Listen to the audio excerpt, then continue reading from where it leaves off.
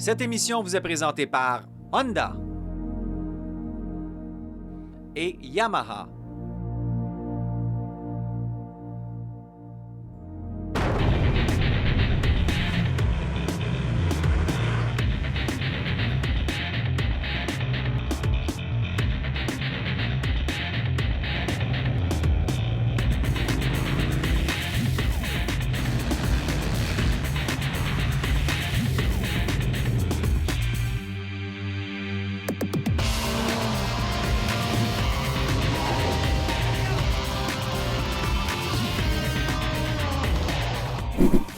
Bonjour les motocyclistes, bienvenue à votre show de moto. Cette semaine, on fait un spécial en faisant un détour du côté de Latuc pour les 12 heures d'endurance de Latuc. Vous allez voir, c'est toute une épreuve.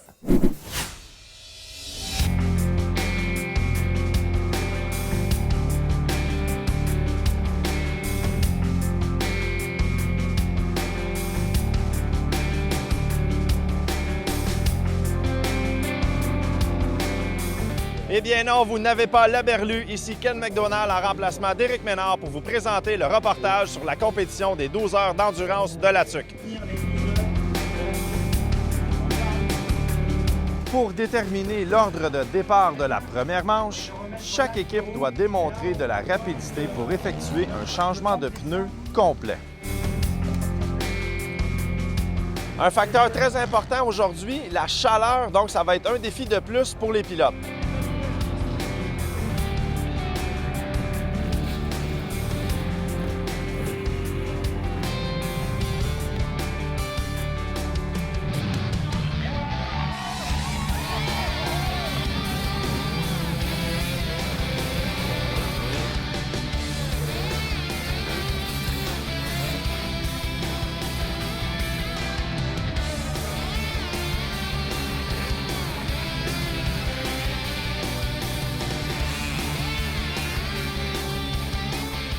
On retrouve Christian Coupal de la FMSQ qui est un habitué à l'émission.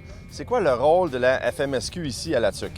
Bien, dans le fond, nous, on vient donner un coup de main pour le chronométrage puis donner un petit peu d'aide au niveau de la course, de faire l'arbitrage puis ces choses-là pour les 12 heures de Latuc, au niveau de la course de moto enduro seulement. Est-ce qu'il y a quelque chose de différent entre l'endurance de Latuc, vu que c'est un 12 heures, comparativement aux autres compétitions d'enduro? Oui, c'est sûr. Dans notre série provinciale, les experts vont courir pendant 2h30 sur un circuit qui est semblable aux 12 heures de Latuc. Par contre, aux 12 heures de Latuc, ils font 4 manches en 24 heures, puis 3 manches.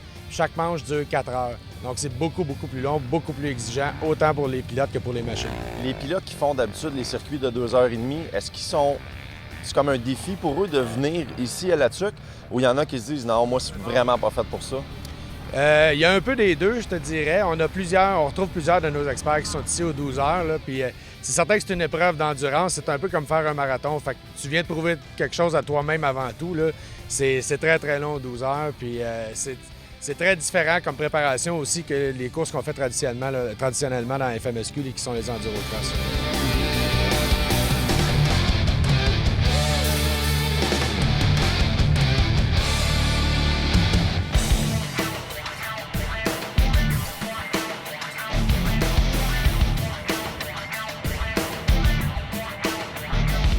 Être administrateur de la FMSQ, c'est une question de vraiment aimer le sport.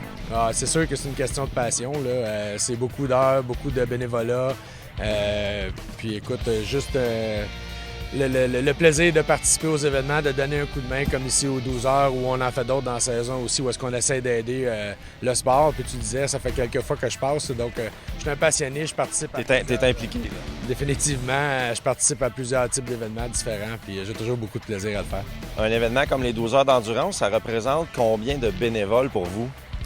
En termes de bénévoles, on a 10 bénévoles actuellement qui s'occupent juste de la piste enduro. Ça, c'est à part des arbitres et des chronométreurs et de toutes ces choses-là. En terminant, Christian, je pense que c'est un événement qui se fait pas vraiment sans l'apport de la communauté ici à Latuc. Alors, c'est clair, ici à Latuc, il y a beaucoup de gens de la communauté qui s'impliquent. Puis un événement de cette ampleur-là, c'est incroyable le temps qu'ils mettent là-dessus. D'ailleurs, je crois que la ville a quelqu'un qui est à temps plein sur le cas. Il s'occupe de ça toute l'année pour s'assurer que l'événement ait lieu. Puis les gens devraient venir ici en grand nombre. D'ailleurs, on voit que ça grandit d'année en année. Puis de plus en plus, des équipes de l'international viennent parce que c'est très, très sérieux, les 12 heures de Latuc. Puis il y a un calibre très important, mais c'est clair que la part de la communauté est incroyable et nécessaire à la mise sur pied d'un événement comme celui-là. Puis j'aimerais les remercier tous. C'est vraiment incroyable le travail qu'ils font.